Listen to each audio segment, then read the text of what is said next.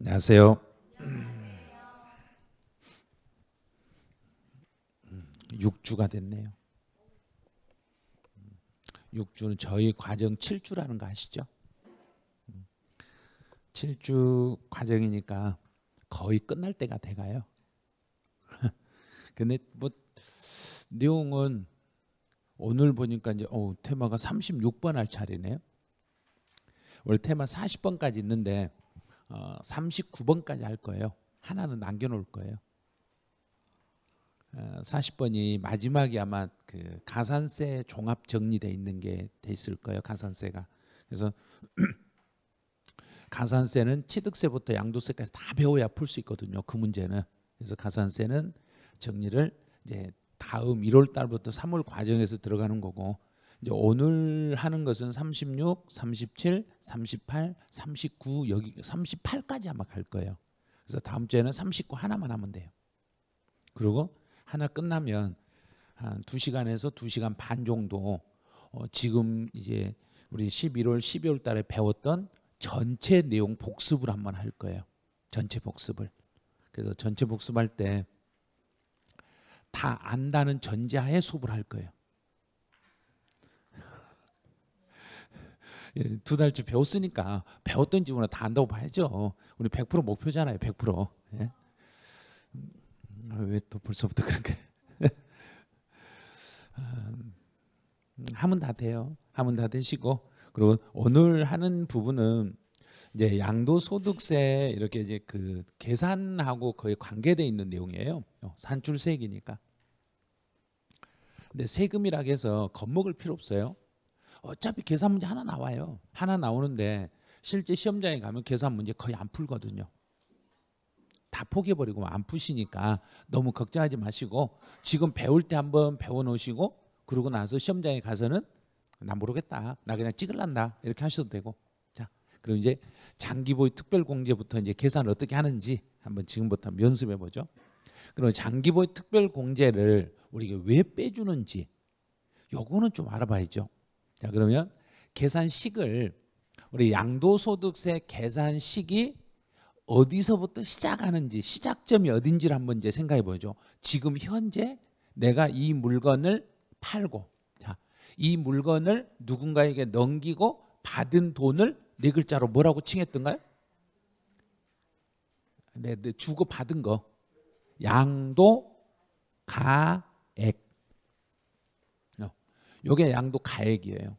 그리고 양도 가액에서 지금 지금 받은 거. 그럼 내가 지금 이걸 팔았는데, 이걸 팔려면 과거에 뭐 한 걸 팔아야 된가? 산 거.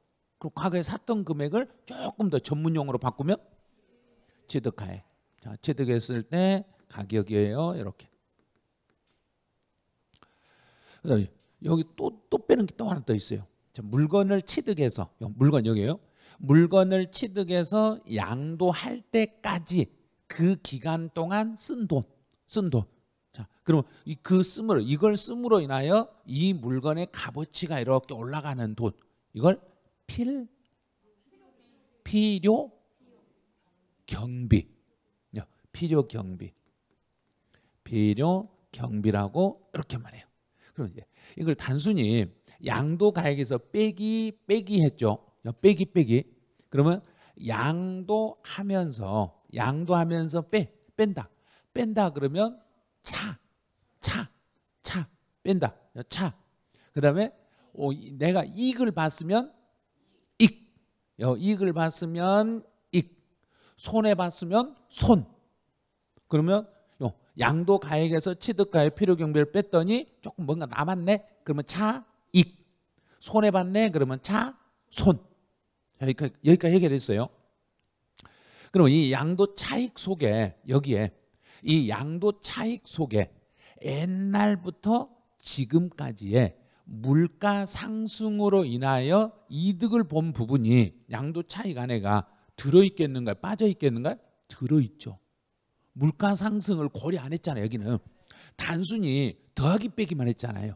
더하기 빼기 해놓고 옛날부터 지금까지 물가가 상승이 돼가지고 추가로 내가 더 많이 받았던 것은 고려가 안 됐으니까 이 소개가 물가 상승으로 인한 이익이 이 안에가 들어있어요.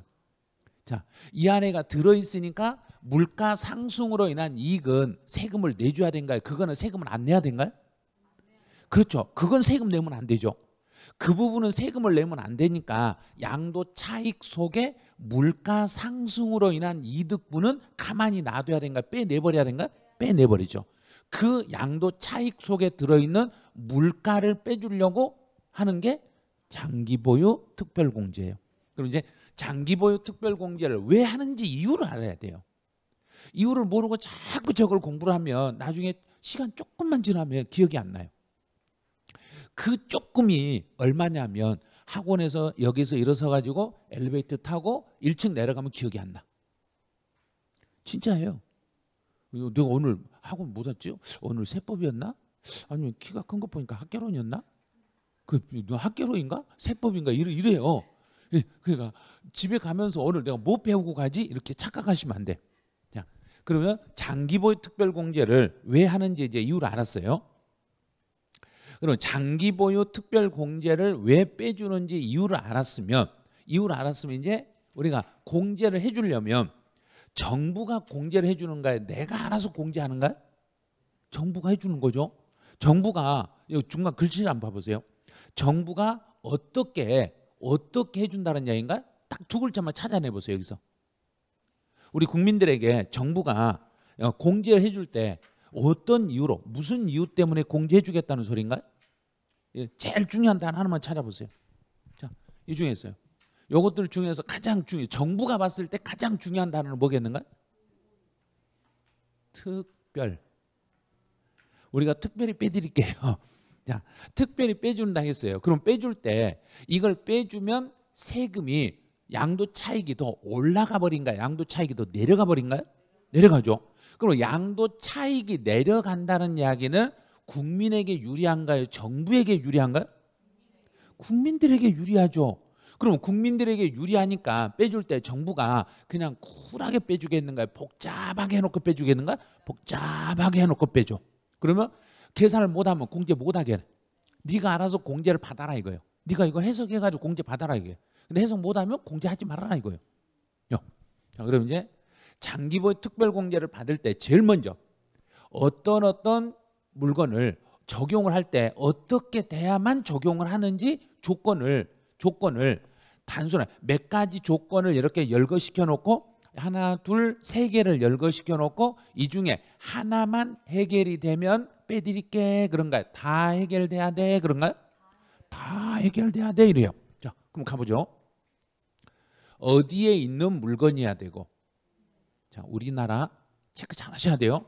지금부터는 우리나라에 있어야 돼. 그럼 우리나라 국내 반대는 어딘가요? 국외. 반대말 잘하시네요. 국내 반대는 국외예요. 그럼 외국에 있는 물건은 장기보유 특별공제 된다 안 된다? 안 된다. 35의 기출문제네요. 이렇게 쉬운 게 시험 문제예요.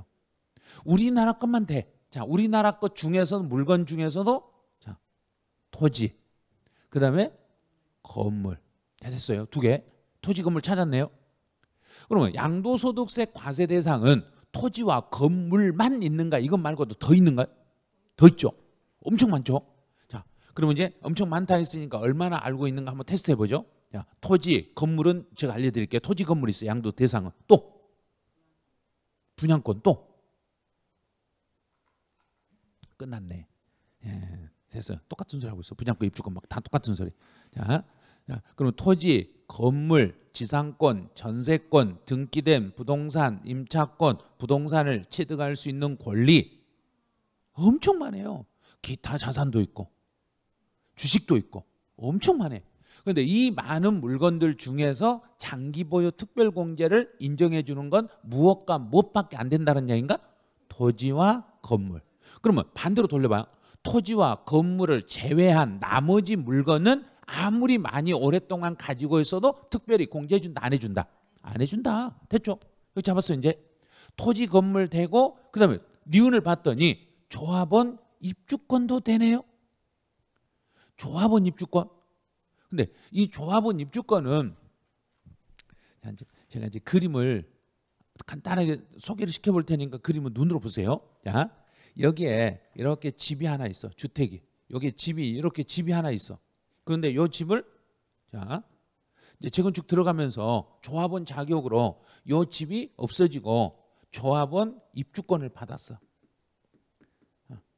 조합원 입주권을 받았어 제가. 자, 여기가 갑이 가지고 있었는데 갑이라는 사람이 입주권을 받았어.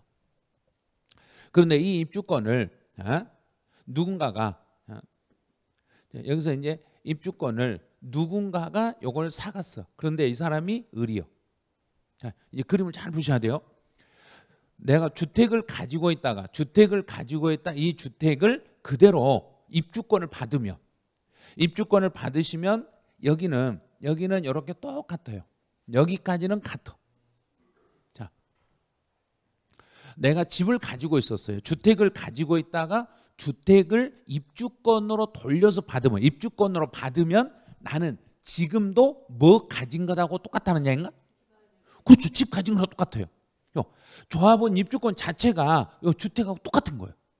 똑같아요. 그런데 내가 입주권을 가지고 있는데 이 입주권을 누군가가 사갔어. 자, 그러면 이 사람 을이라는 사람은 집을 가지고 있는가요? 권리를 가지고 있는가? 권리. 이 사람은 권리. 자, 그러면 여기서 말하는 조합원 입주권은 1번과 2번 중에 1번을 말하겠는가요? 2번을 말하겠는가? 1, 2번 둘 다를 말하겠는가? 자, 가로를 보면 돼. 조합원으로부터 취득한 것은 제외하며 조합원으로부터 취득한 건 제외하며 그랬으니까 1번이란 얘기인가? 2번이란 얘기, 1, 2번이란 얘기인가? 이제 1번이라는 걸 알았죠. 그러면 이 사람은요. 갑이라는 사람은 장기보유 특별공제를 받을 수 있지만 을이라는 사람은 장기보유 특별공제를 받을 수 없다. 해결됐잖아요. 자, 이제 여기까지 해결했어요. 그럼 이제 종류를 양도소득세에서 장기보유 특별공제를 받으려면 받을 수 있는 물건의 종류는 딱 세 가지. 첫 번째 토지, 두 번째 건물, 세 번째 조합원 입주권. 요 세 가지. 그러면 요 세 개를 딱 펴놓고 이 세 개 아닌 나머지는 이거 말고 나머지는 돼 안 돼? 그래요. 안 돼. 나머지는 안 돼. 그럼 지상권이나 전세권이나 분양권 같은 것은 장기보유 특별공제 된다 안 된다? 안 된다. 요 세 개 뺀 나머지는 안 돼. 자, 그다음에 이제 요 토지는 비사업용의 토지를 포함해. 이 말은 무슨 소리냐면 이 땅 주인이 땅 옆에 살고 있는 땅이든 땅 주인이 땅 옆에 안 살고 있든 상관없이 모든 땅은 다 된다는 소리예요. 그러니까 따로 공부할 필요 없어요. 대한민국에 있는 모든 땅에 대해서는 장기보유 특별공제를 받을 수 있습니다. 이렇게 하시면 돼. 자, 그럼 이제 토지하고 건물하고 조합원 입주권 세 개를 말했어. 근데 이 조합원 입주권은 여기 조합원 입주권은 뭐하고 똑같다 했는가? 주택. 자, 주택. 그러면 장기보유 특별공제는 주택도 장기보유 특별공제는 가능하다 불가능하다? 가능하다. 여기 들었잖아요. 건물 안에 주택 들어있으니까. 그래서 토지, 건물, 조합원 입주권은 장기보유 특별공제를 받을 수 있는데 자, 근데 조건이 이걸로 끝나면 안 돼. 더 있어. 아주 복잡해요. 자, 이제 토지, 건물로서 반드시 뭐 되고 그랬는가요? 등기 되고. 자, 등기의 반대말은 뭔가요? 오, 그것도 알아보래요? 반대를? 자, 미등기예요. 근데 잘 모르겠으면 등기 반대말 잘 모르겠다 그러면 안 등기 그러면 돼요. 그럼 들어간다 반대로 뭔가요? 나온다예요. 그런데 안 들어간다 그래요. 그러니까 모르겠으면 그냥 안짜 써버리라는 이야기예요. 어차피 그런 거 시험에 내는 거 아니니까. 그러면 등기가 되면은 장기보유 특별공제가 되지만 등기를 안 했을 때는 장기보유 특별공제를 받을 수 없다. 자, 요 지문이 31에 32에 연속 2번 기출문제. 계속 요 내용을 가지고 계속 조금씩 바꿔서 내는 거예요. 자, 그럼 이제 다시 토지와 건물로서 반드시 무엇은 돼 있어야 되고 등기는 돼 있어야 되고 됐죠? 그런데 이 땅이나 이 건물은 어느 나라에 있어야 되고 우리나라에 있어야 되고 우리나라에 있는 토지, 건물로서 반드시 등기는 돼야 돼요. 그 다음에 이제 장기간 보유를 하라겠으니까 장기간 보유를 하는데 이때 보유는 기간이 몇 년 이상 그랬는가? 3년 이상. 자, 그럼 이제 제가 땅을 하나 가지고 있는데 2년 6개월 보유하다 팔아먹었어. 그럼 장기보유 특별공제는 된다 안 된다? 안 된다. 그걸 정답으로 한번 낸 적이 있어. 3년을 보유해야 되는데 3년 보유 안 하면 안 돼. 그래서 혹시 문제에서 양도소득세에서 장기보유 특별공제를 적용을 받기 위한 최소 보유기간은 5년입니다. 틀렸네. 최소 몇 년? 3년. 지금은 3년이라고 다 알아. 근데 5분만 지나면 또 헷갈려. 분명히 헷갈리실 거예요. 자, 그럼 다시 장기보유 특별공제를 받으려면 이 물건은 어디에 있어야 되고? 국내, 우리나라에 있어야 되고, 우리나라에 있는 무엇 세 가지만 가능하고, 토지, 건물, 조합원, 입주권. 단 이 토지와 건물은 반드시 무엇은 해야 되고, 등기해야 되고, 몇 년 이상 가지고 있어야 되고, 3년 이상 보유해야. 그럼 끝. 자, 여기까지 하시면 이제 문제를 풀 수 있어. 장기보유 특별공제 이게 기본이요. 자, 이 기본을 잡았으면 그다음에 이제 장기보유 특별공제가 배제된다. 안 되는 거. 안 되는 거 그러면 되는 거 반대로 돌려버리면 되죠. 자, 반대로 돌릴게요. 토지, 건물, 조합원, 입주권이 아닌 거. 그다음에 미등기, 보유기한 3년 미만인 거, 외국에 있는 거 안 되죠. 아무것도 아니잖아요. 그러니까 앞에서 적용 대상만 정확히 하시면 밑에 배제되는 거 공부할 필요가 없는 거예요. 그런데 이걸 뭐 위에 거 따로 하고 밑에 거 따로 하고 그러는데 여기서 이 세 개가 아닌 거. 그다음 미등기 안 돼. 보유기간 3년 미만이면 안 돼. 외국에 있으면 안 돼. 반대로 돌려버리면 되잖아요. 단순하게 생각하시면 돼요. 이거는. 자, 그럼 여기까지 됐으면 이제 공제를 받는다고 했으니까 그럼 공제율은 물가 상승률은 몇 프로를 해줄 것인가요? 공제율은 어떻게 되는지 이제 찾는 거예요. 자, 공제를 받는 방법은 두 가지예요. 자, 장기보유 특별공제를 받으려면은 우리 장기보유 특별공제를 받으려면 총 세 가지 물건이 있는데 무엇 세 가지라고 했는가? 토지, 건물, 조합원, 입주권 딱 세 가지요. 이 세 가지 중에 이제 두 개로 나눠. 일반적인 경우와 1세대 1주택으로 이렇게만 나눠. 그리고 이 세 개 중에서 토지, 건물, 조합원, 입주권 중에서 1세대 1주택이 아닌 것은 전부 둘 중에 뭘로 보라는 이야기인가? 일반적으로 보라는 이야기예요. 그럼 제가 상가를 팔았어요. 등기된 상가를 3년 보유하고 팔았어요. 그러면 공제율을 일반적인 공제율을 적용해라. 1세대 1주택을 적용해라. 일반적인 걸 적용해라. 그러면 만약에 1세대 우리 가족이 나 말고 우리 가족 중에 나 말고 또 누군가가 집을 가지고 있으면 1세대 1주택을 적용해라. 일반적인 율을 적용해라. 일반적인 율을 적용해라. 요 두 개만 생각하면 돼. 요 두 개만. 둘 중에 여기가 아니면 이쪽. 그럼 1세대 1주택만 아니면 무조건 일반 쪽으로 가는 거예요. 그러면 일반적인 경우는 매년 물가가 이제 찾아요. 자, 매년 2%에다 체크하세요. 매년 2%. 자, 매년 2%씩 올라가요.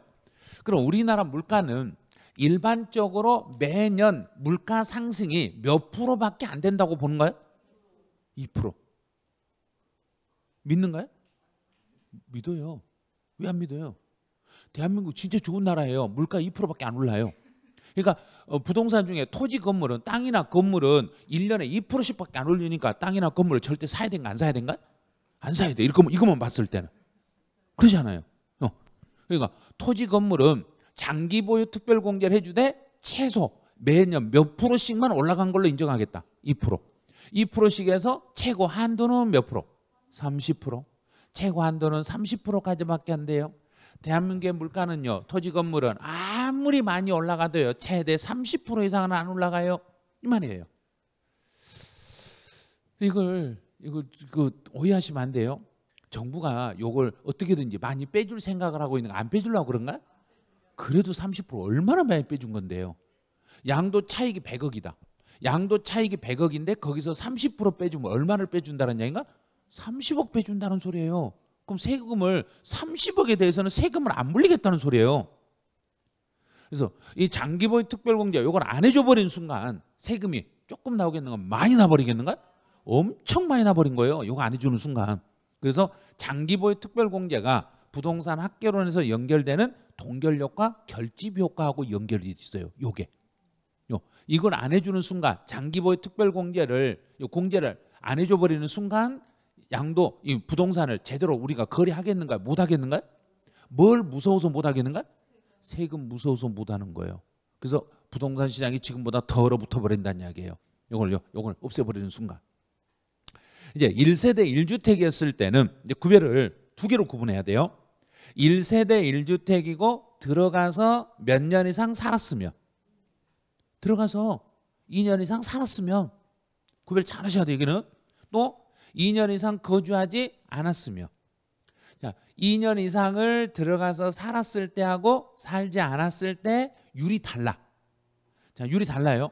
1세대 1주택 우리 가족 중에 오로지 요거 집 하나밖에 없고 여기 들어가서 그 집 들어가서 실제로 몇 년 이상 살고 있으면, 2년 이상을 살고 있으면 보유 기간에 따른 공제와 거주 기간에 따른 공제 두 개를 더해줘. 보유 기간에 따른 공제는 매년 4%씩 인정이 돼. 거주 기간에 대한 공제도 4%씩 인정이 돼. 그래서 보유에 대해서 최고 40%, 거주에 대해서 최고 40%, 두 개 합쳐서 최고 한도는 80%까지 인정을 해줘.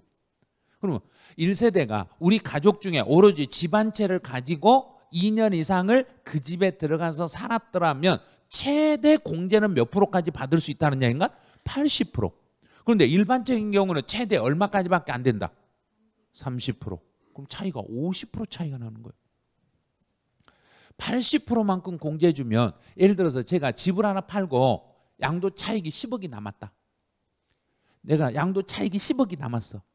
그러면 10억이 남았으면 10억에 2년 이상을 거주하고 이제 공제 요건을 다 충족해서 80% 공제받으면 10억에 얼마까지는 세금을 안 물리겠다는 얘기인가? 8억. 그럼 양도 차익에서 8억 빼고 소득은 2억. 2억에 대해서만 세금을 물리겠다는 이야기예요. 그럼 세금이 조금 나오는 거야? 많이 나오는 거야? 조금으로 줄어들죠. 어마어마하게 줄어들죠. 그래서 장기보유 특별공제 요 공제를 이렇게 많이 빼주니까 정부 말을 잘 들어야 되는가 안 들어야 되는가? 잘 들어야 돼. 그래서 정부가 어떻게 빼주니까? 특별히 빼주니까 말 잘 들으셔야 돼. 정부가 안 빼줘버리면 큰일 나 이거. 지금 여기 안 써졌는데 제가 이 말 하는 순간 아마 좀 소름 끼칠 거예요. 내년 5월 9일이면 여기 요 특별 기간이 끝나요. 5월 9일 이후에는 5월 10일부터는 이거 없어져요. 장기보유 특별 못 받을 수도 있어요.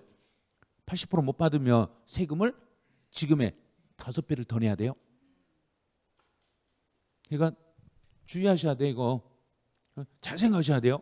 내년 5월 9일 가서 이게 연장이 돼서 계속적으로 공제 받을 수 있도록 해주면 국민들에게 유리한데, 지금 이걸 내년 5월 9일 가서 전격적으로 폐지시켜버리면 골치 아파지는 거예요. 지금 엄청 이것 때문에 지금 부동산 시장이 왔다 갔다 할 수 있어요. 이런 부분 때문에. 자, 다시요. 1세대 1주택이지만 2년 이상을 거주했어. 제가 그 집에 들어가서 2년을 살았어. 그러면 보유에 몇 프로씩 인정하고? 4%. 거주에 4%. 최대 80%까지 인정이 돼. 그럼 이제 거주를 안 했네? 그럼 들어가서 안 살았어.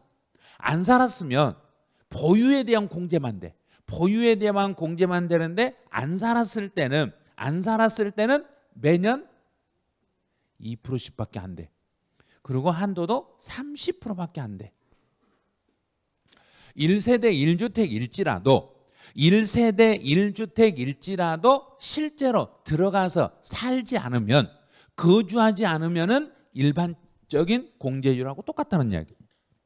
그럼 이제 한번 연습을 한번 해볼게요. 1세대 1주택자예요. 보유 기간은 5년 6개월이었습니다. 그런데 들어가서 이 사람이 거주를 했어요. 거주 기간은 4년 10개월이었습니다. 이 경우에 공제를 받을 수 있는 율은 몇 %를 공제받을 수 있어요? 그럼 몇 프로인가요? 따로따로 얼른 계산하셔야 돼. 야, 여기에 5년이니까 5에다가 2년 거주기간 채웠죠. 2년 넘게 채웠으니까 1세대 1주택이니까 보유의 몇 프로? 4%. 거주의 4%. 그러면 보유는 여기 이렇게 먼저 20. 또 이렇게 하면 16. 그럼 두 개 합치니까 36. 요걸 작년 계산 문제 출제할 때 계산 문제로 저 지문을 저걸 직접 우리가 계산해서 풀 수 있게 내놨어요. 33회 문제는 저걸 주어졌어요. 장기보유 특별공제율은 몇 프로로 해서 문제 풀어라. 이렇게 주어졌어. 그러니까 출제위원회에 따라서 어떤 출제위원은 주어지고 문제를 풀어야 할 수도 있고 요걸 우리가 직접 계산해서 풀어야 될 수도 있고 그래요. 그럼 연습을 하셔야 돼. 자, 그럼 연습하면 다시 1세대 1주택이었을 때는 1세대 1주택이었을 때는 들어가서 몇 년을 살았는가 안 살았는가를 반드시 체크한다. 2년. 2년을 살았으면 보유의 몇 프로? 4%. 거주의 4%. 만약에 내가 2년 거주를 안 해버렸으면 보유의 몇 프로만? 2%. 2%에서 최대 30%까지만 공제를 받을 수 있습니다. 요게 연습이 되셔야 돼. 그런데 이제 중요한 내용이 하나가 숨어져 있어요. 자, 이제 공제를 받으려면 이 장기 보유 특별 공제를 받으려면 이걸 받으려면 어디에 물가 상승이 포함되어 있으니까 거기서 공제해 줘라 그랬는가? 양도 차익. 양도 차익에 속에 여기가 이 양도 차익 속에 물가 상승분이 그대로 들어 있어. 양도 차익 속에가 물가 상승분이 포함되어 있으니까 이 양도 차익에다가 여기에다가 공제율을 곱하기 해서 장기 보유 특별 공제를 계산하는 거예요. 양도 차익에다 곱하기 하는 거예요. 그럼 그 양가로 2번 장기 보유 특별 공제율 바로 뒤에다가 자 공제율 하고요. 요 똑같이요. 야 공제율 뒤에다가 요거 양도 차익 곱하기 공제율 이렇게 쓰세요. 양도 차익 곱하기 공제율 요것만 정리해 놓으시면 돼요. 이제. 자, 이제 세 번째 그러면 이제 보유 기간으로 한번 가보죠. 보유 기간은 최소 장기 보유 특별 공제를 받으려면 보유 기간은 최소 몇 년 이상은 보유해야 된다. 봐요. 10분 지나니까 2년 그래 버리잖아요. 보유 기간 2년 아니에요. 3년이에요. 장기 보유 특별 공제는 기본 3년은 넘어야 돼요. 조심해야 돼요. 일단 1세대 1주택자 중에서 최대 80% 공제를 받으려면 그때는 몇 년 들어가서 살아야 된다. 2년 거주해야만 80%까지 갈 수 있는 거고 그렇지 않으면 무조건 일반적으로 몇 년은 보유는 해야 되고 3년 이상은 보유해야 됩니다.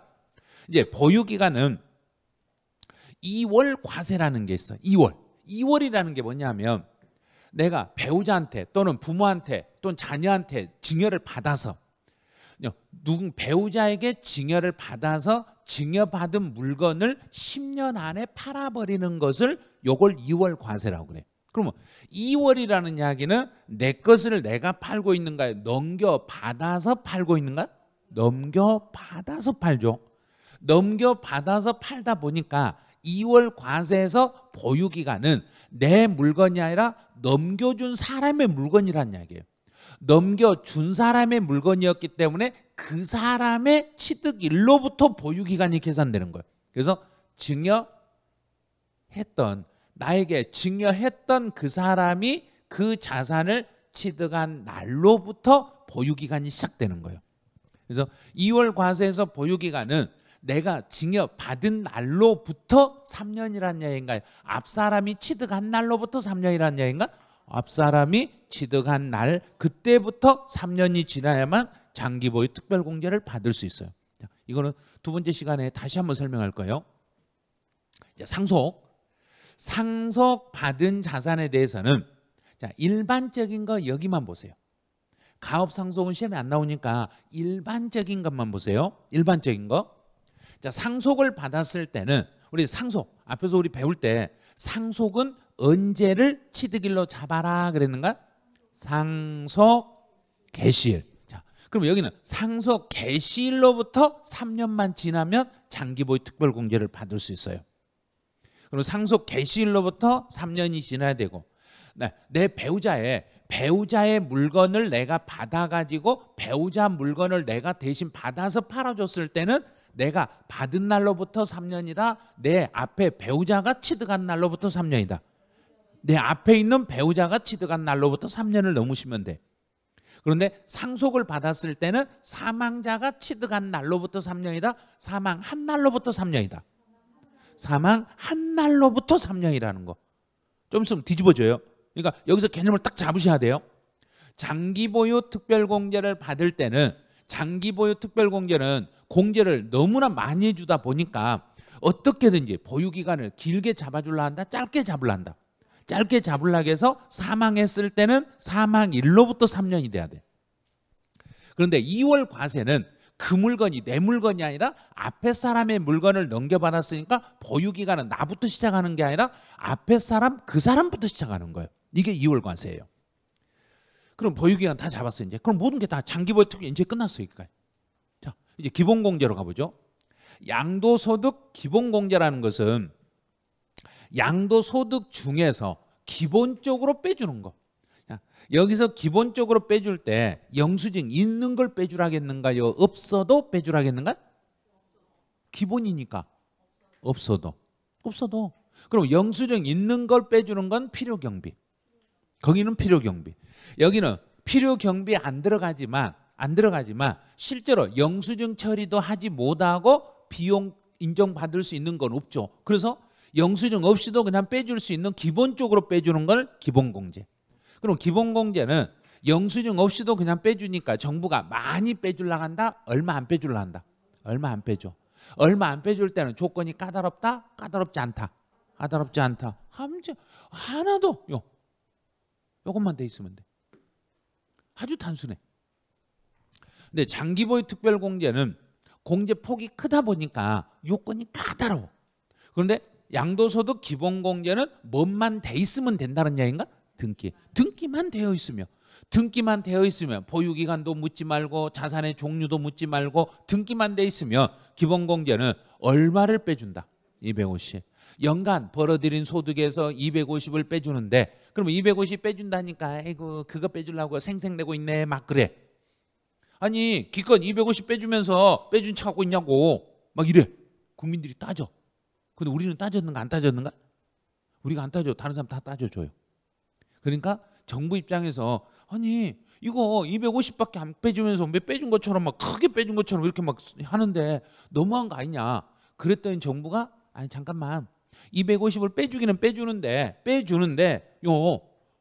여기서 이렇게 빼준다고. 그럼 여기서 중요한 건 바로 여기요. 양도소득 금액을 무엇의 종류별로 그랬는가? 소득 금액. 양도소득 금액의 종류별로 나눠서 빼드리겠습니다. 이제 양도소득 금액의 종류별. 그러면 여기서 종류라는 게 어떻게 종류를 구별하는지 이제 구별하는 요걸 알아야 돼. 구별은 우리나라에서 벌어들인 소득과 외국에서 벌어들인 소득 둘 이렇게 나눠. 장기보유 특별공제는 우리나라 것만 공제했던가요? 외국 것도 공제하던가? 우리나라 거. 그런데 양도소득 기본공제는 우리나라에서 번 소득이든 외국에서 번 소득이든 둘 다 빼주네. 자, 이 부분이 35회 기출문제. 국외자산을 양도했을 때 발생한 소득에서 양도소득 기본공제는 외국에서 벌어들인 소득에도 기본공제는 가능하다, 불가능하다? 가능하다. 자, 그럼 이제 우리나라 것도 어떻게 나눈가 봐야죠. 우리나라 것은 다시 여기 부동산이에요. 부동산하고 주식으로 구분합니다. 나머지 신경 쓰지 마세요. 양도소득세 대상이 되는 물건을 부동산이라는 종류와 주식이라는 종류로 묶어. 자산별로 하는 게 아니에요. 물건 하나씩 하는 게 아니라 부동산 종류, 주식 종류에서 벌어들인 소득 금액을 묶어. 그러면 부동산을 거래해서 1년 동안 번 소득 금액과 주식을 거래해서 1년 동안 번 소득을 묶어가지고 종류별로 각각 얼마씩 빼준다는 얘기인가? 250. 종류별로 250을 공제해드리겠습니다. 그러면 예를 들어서 주식이라는 게 아니면 주식이라는 글자만 안 들어가면 뭘로 보면 되고? 이거 두 개로만 나누라니까요. 부동산하고 주식만 나눌 때 주식이라는 글자가 안 들어갔으면 전부 뭘로 해석해 버려라. 두 개 중에 하나니까 부동산. 주식 아니면 부동산. 둘 중에 하나. 이렇게 풀어야 문제가 풀려요. 안 그러면 문제가 풀 수가 없어요, 이거. 자, 다시. 이 두 개를 이렇게 구분 안 하려면 토지, 건물, 부동산에 관한 권리, 기타 자산 종류를 다 외우셔야 돼. 외울 필요 없다니까요. 그냥 주식이라는 글자만 안 들어가면 뭘로 해석해 버려라. 부동산. 그러면 되는 거예요. 단순하게 생각하시면 돼요. 자, 그럼 우리나라에서 파는 부동산과 외국에서 파는 부동산은 우리나라 부동산을 거래할 때 250만 원 공제해 주는데 외국에 있는 부동산을 거래해서 본 소득에서도 또 250을 공제해 줘. 이거 왜 그러지? 왜? 외국 걸 따로 공제해 주는 이유가 외국 물건을 팔려면 외국까지 가서 파는 거 왔다 갔다 하는가요? 우리나라에서 막 파는가요? 왔다 갔다 해야죠. 부동산 거래하려면. 그럼 외국까지 왔다 갔다 할 때 무슨 값을 빼주라는 이야기인가? 비행기값. 경비 빼주라는 이야기예요. 근데 이거 증빙이 영수증 처리해야 빼준다. 없어도 빼준다. 없어도 얼마는 빼주겠다. 250원 빼드리겠다. 기본 250원 빼주겠다는 이야기예요. 그러면 우리나라 부동산을 거래할 때도 얼마를 빼주고 250. 외국 것도 250. 자, 그럼 주식은 우리나라 주식이든 외국 주식이든 외국 주식 구별했는가 안 했는가요? 안 했죠. 그러면 제가 미국 주식을 하나 가지고 있어. 그러면 오늘 저녁에 팔라고 그래. 그럼 얼른 오늘 저녁에 미국 갔다 와서 팔고 오는가요? 어디서 팔 수 있는가? 국내에 지금 핸드폰으로 그냥 거래버리면 되잖아요. 바로. 그러면 외국에 갈 필요가 없잖아요. 그러면 외국 주식을 거래했을 때는 외국에서 주식을 거래해서 번 소득에 대해서는 따로 250을 빼준다? 안 빼준다? 안 빼주는 거예요. 옛날에는 빼줬어요. 예전에는 빼줬어요. 그런데 생각해 보니까 국내에서 여기 집에서도 거래가 되는데 그걸 왜 빼주냐? 그래서 없애버린 거예요. 그럼 외국의 주식은 외국 거래소, 외국의 주식 시장에서 내가 주식을 거래하면 거기서 증권 거래소에 뛰든가요? 안 뛰든가요? 거래해 보셨네? 안 뛰어. 왜? 우리나라 세금이 아니니까. 안 뛰어. 그럼 세금을 안 띄었으니까 당연히 우리나라에다 외국 주식을 거래하신 분들은 나중에 양도소득세 신고해야 된다, 안 해야 된다? 해야 된다. 안 하는 거 아니면 큰일 나요. 해야 돼요. 해야 되는데 외국의 주식을 거래했더라도 내가 남는 금액이 얼마가 넘지 않으면 세금은 안 내도 된다. 그래요. 그래서 일반인들이 알고 있는 250만 원 정도 차이 나는 것은 세금 안 내요. 그 말이고 기본공제 250을 빼주니까 안 내는 거예요. 그거는 우리나라에서 거래했을 때 주식하고 외국 걸 다 합쳐서 250이라는 이야기예요. 그런데 우리나라 것은 주로 대주주들만 양도소득세가 나오니까 대주주 아닌 사람은 거의 안 나와요. 대주주면 주식을 얼마 이상 가지고 있는 게 대주주겠는가요? 10억은 금투세 할 때 10억이었고 그걸 없애졌으니까 10억 아니에요. 금액은 5손가락이에요. 거기다 억자 붙여보세요. 50억. 원래는 100억이었는데 내렸어요. 그리고 금투세 할 때는 다시 10억으로 내리려고 했어요. 10억으로 내렸으면 아마 이번 주에 주가 완전히 지금보다 더 떨어졌을 거예요. 다 팔아야 되니까. 네. 근데 그건 유예됐어요. 유예됐기 때문에 한 몇 년간은 조금 숨통 튈 수 있을 거예요. 주식 하신 분들은. 그냥 부동산하고 주식하고 구분하고 주식은 국내 국외를 따로 구분한다 안 한다? 안 한다. 주식은 구분 안 해요. 부동산은 국내 국외를 구분한다 안 한다? 한다. 우리나라 거 250, 외국 거 250. 주식은 우리 거든 외국 거든 다 퉁쳐서 얼마? 250만 공제해 드리겠습니다. 자, 그럼 됐어 이제. 양가로 3번. 자산을 여러 차례 양도할 때. 그러면 자산을 1년에 부동산을 여러 차례 양도해도 최고 얼마까지밖에 공제가 안 된다? 250. 250밖에 안 돼. 그러면 이 양도소득 금액 속에 감면소득이 있는 경우. 자, 감면소득이라는 게 뭔지 생각해 보세요. 감면이라는 것은 세금을 내는 소득이다, 세금을 안 내는 소득이다. 안 내는 소득. 내가 세금을 안 내는 소득이에요. 그러면 세금을 안 내는 금액이니까 이 안 내는 금액이 이 속에 들어있으면 250을 공제할 때는 감면 소득에서 250을 먼저 빼준다. 감면 이외의 소득에서 250을 빼준다. 감면 이외. 왜냐하면 감면 이외 소득에서 빼야 세금이 줄어드니까. 자, 그래서 감면 소득이 있으면 감면 소득 외, 외의 소득 금액에서 먼저 공제합니다. 자, 여기를 강조하세요. 자, 이 부분요. 감면 소득이 있으면 감면 소득에서 먼저 빼버리면 안 돼요. 감면 이외의 소득에서 먼저 공제하겠습니다. 이렇게 되는 거예요. 자, 그다음에 또 1년에 부동산을 여러 번 양도했으면 이제 부동산을 1년에 2번, 3번 양도하면 그 2번, 3번 할 때마다 250인가요? 묶어서 250인가? 묶어서. 그럼 250을 묶어서 하니까 250만 원만 공제하면 되는데 법에서는 어떻게 돼 있냐면 먼저 양도한 자산에서부터 순차적으로 250을 빼줘라. 이게 작년 계산 문제에서 나왔던 내용이에요. 이 내용이. 그래서 해당 과세 기간에 먼저 양도하는 자산에서부터 순서대로 공제해라. 자, 먼저.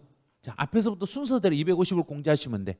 그래서 앞에서 250 이미 공제해버렸으면 뒤에서는 250 또 공제된다, 안 된다? 안 된다. 한 번 했으면 끝. 자, 여기까지만. 이제 4번은 하나의 물건을 여러 사람이 공동으로 소유하다 양도했어. 자, 그럼 이제 양도 납세 의무자를 생각하세요. 공동 소유, 하나의 물건을 여러 사람이 공동으로 소유하다가 양도했을 때는 그때는 세금은 그중에 한 사람만 신고한다, 각자 신고한다. 각자 신고하니까 기본공제는 각자 받는다, 한 사람만 받는다. 각자 기본공제를 받습니다. 각각 공동 소유자 각각 기본공제 250을 받을 수 있습니다. 이런 식으로 각각 받을 수 있어요. 그럼 소득세 신고할 때 소득 금액을 쪼개가지고 각자 신고하니까 나 250, 상대방 250 다 받을 수 있어. 그러면 만약에 가족이 5명이다. 우리 가족이 5명이야. 그럼 5명 공동명의로 집을 샀다 팔면 각각 기본공제 250 받으니까 다 해서 얼마까지는 세금 안 내겠는가? 750까지는 세금 안 내셔도 돼. 그런 식으로 하면 돼요. 공동명의로. 여러 사람이 공동명의로 하시면 훨씬 이게 세금이 줄어들어요. 그리고 초과 누진세율이니까 소득 액수가 나눠져 버리니까 누진율이 확 내려가 버려요. 그래서 많이 공동명의 할수록 양도소득세는 유리해요. 훨씬 유리해요. 이제 양도소득 기본공제 이제 사례를 제일 밑에 이제 사례 책 안 보고 하세요. 자, 이 부분은 책 안 보고 이제 연습을 하셔야 돼요. 자, 1년 동안 제가 토지하고 땅하고 건물을 각각 양도했어. 그럼 토지와 건물은 같은 종류다, 다른 종류다? 같은 종류. 같은 종류니까 총 얼마까지 공제된다? 250밖에 안 돼. 자, 이런 걸 연습을 잘해야 돼요. 같은 종류니까 총 250밖에 안 돼. 그다음에 주택과 지상권은 같은 종류다, 다른 종류다? 주식이 아니라고 했잖아. 주식만 아니면 같은 종류라고 그렇게 해도 이걸 이해를 못 하시면 시험장에 가서 다 틀리고 오는 거예요. 그러니까 일일이 암기하려니까 어려운 거예요. 그냥 주식자 안 들어갔잖아요. 주식자 안 들어간 것은 무조건 같은 종류로 본다, 다른 종류로 본다. 같은 종류. 그냥 같은 종류 때려버리라는 이야기예요. 그럼 총 얼마다? 250만 원밖에 안 돼. 그러면 주택과 부동산을 취득할 수 있는 권리는 같은 종류다, 다른 종류다? 그럼 얼마만 된다? 250. 건물과 주식은 같은 종류다, 다른 종류다? 그러면 얼마까지 된다? 500. 아무것도 아닌데 너무너무 쉬운 문제들인데 이런 질문을 나오면 어려워요. 못 풀겠어요. 왜요? 그랬더니 제가요 암기가 덜 돼서요. 무단으로 암기하세요. 할 것도 아닌데 암기해가지고 대래 못 풀잖아요. 그래요. 예? 그러니까 주식하고 부동산 구분만 하시면 돼. 주식이라는 글자가 안 들어가면 무조건 주식이라는 글자만 안 들어가면 전부 뭘로 해석한다? 부동산. 그럼 해석해 볼게요. 제가 건물 하나 팔았어. 건물 하나를 팔고 골프 회원권 하나를 팔았어. 자, 1년에 건물도 팔고 골프 회원권도 팔았으면 얼마까지 공제된다? 250. 봐요. 암기 하나니까 바로 풀어버리잖아요. 주식 아니니까 주식 아닌 것들은 묶어서 그냥 하나. 주식은 따로. 주식이라는 글자만 들어가면 따로. 글자 안 들어갔으면 하나로 묶어서 퉁. 이런 식으로. 이렇게 하시면 엄청 쉽게 풀 수 있어요. 이 문제는. 계산 문제가 나와버렸네. 자, 이제 한 페이지 넘겨보시면 계산 문제가 있어. 자, 이 계산 문제에서 필요한 게 뭘 물어봤냐? 양도소득 과세 표준액을 구해봐라 그랬어. 과세 표준을 구하려면 이제 순서대로 제일 먼저 어디서부터 시작하는가요? 양도 가해 빼기 취득 가해 빼기 필요 경비. 자, 그럼 여기까지 하면 양도 차익. 자, 이제 순서대로 한번 해볼게요. 양도 주어진 대로 양도 가액을 얼마라고 주어졌는가? 2억. 그렇다면 주어진 대로 하면 돼요. 양도 가액 2억 빼기 취득 가격은 8천 빼기 필요 경비는 2천. 자, 빼니까 양도 차익은 얼마? 1억. 1억. 자, 1억인데 해당 년 때 이것 말고 다른 건 판 적이 없다네. 그런데 보유 기간은 8년 6개월이네. 8년 6개월이고 쭉 보니까 등기되고 우리나라에 있네. 등기되고 우리나라에 있고 토지고 등기되고 우리나라에 있고 보유 기간 3년 넘었으니까 장기 보유 특별 공제를 받는다 못 받는다? 받는다. 받는데 여기는 주택이 아니니까 매년 몇 프로씩만 공제받는다? 2%. 이걸 알아야 돼. 이걸 모르면 아예 접근이 안 돼. 2%씩. 그럼 2%씩이니까 2, 8? 오, 9단, 2단 잘하셨어요. 자, 16. 어려운 거예요. 이거 진짜 어려운 9단이에요. 6을 또 어떻게 생각해야지 막 하잖아요. 이거 필요 없어. 연 뒤에 나오는 개월수는 잘라버리고 앞에 숫자에다 곱해버리면 돼. 자, 16%. 그러면 1억에 16이니까 여기서 빼기 장특공제. 장특공제는 어디에다가 16%를 곱해라? 양도 차입. 그럼요 1억에다가 여기다 1억 곱하기 16%. 자, 그러면 1억에 16, 1600이죠. 그러면 여기까지 빼면은 양도소득 금액. 자, 양도소득 금액을 찾아. 1억에서 1600을 빼니까 남는 게 8400. 8400이 나왔어. 자, 그럼 8400이 여기는 양도 차익이고 여기는 양도 소득 금액이네. 그러면 이 소득 금액에서 여기에서 다시 이거 부동산이니까 과세 표준을 구해라. 그러면 양도 소득 기본 공제 얼마? 250만 원을 빼줘. 8,400에서 250을 빼니까 8,150. 그럼 답은 3번 이런 식으로. 이게 시험 문제예요. 이거는 난이도 중하의 문제야. 이거 난이도 중하의 문제라니까요. 이거는 누구든지 연습하면 다 풀 수 있는 문제예요. 그런데 이 문제가 실제 시험 문제로 출제가 돼요. 이 정도 수준에서. 근데 이 정도 수준에서 나오면 못 풀면 안 돼. 그러면 이제 이걸 풀려면 양도소득세 계산 구조를 정확히 이해하셔야 돼. 구조를 모르면 못 푸는 거예요. 그래서 양도소득세 계산 구조가 어디서부터 어떻게 순서대로 계산 구조를 적용하는지 이걸 알아야 돼. 자, 이제 여기까지 됐으면 이제부터 할 일은 양도소득세 세율을 할 차례예요. 자, 세율. 그런데 양도소득세 세율은 지금 하시면은 안 돼. 왜? 지금 50분 지났기 때문에 지금 하시면 이제 머리에 들어오질 않아. 그래서 여기까지만 연습을 하시고 이제 요 연습을 이제 지금 연습하실 때 이것부터 하세요. 자, 양도 가액 시작. 여기가 시작. 자, 양도 가액에서 제일 먼저 빼는 것은 뭘 빼고? 취득 가액 빼고.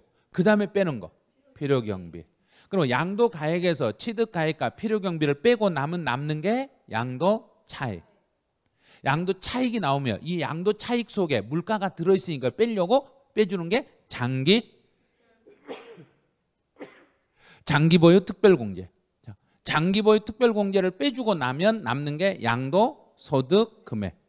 양도소득 금액에서 과세 표준을 구하려면은 기본적으로 얼마를 빼주고 250. 기본공제 250을 빼주면 남는 게 과세 표준. 이제 물어보는 게 과세 표준을 물어봤으면 8,150. 만약에 소득 금액을 물어봤으면 8,400.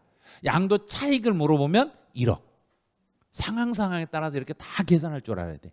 이제 나중에 일할 때는 여기에다가 세금까지 구해라 그러면 여기다 세율을 곱하면 돼. 세율을 곱하기 해가지고 8,150에다가 세율을 곱하기 해가지고 세금이 얼마 나와요? 여기까지 상담이 딱 되셔야 돼. 이 상담이 되는데 시간이 2분을 소요하시면 안 돼. 2분 넘어버리면 우리 고객님들은 바빠서 그냥 가버려. 사무실 나가버려.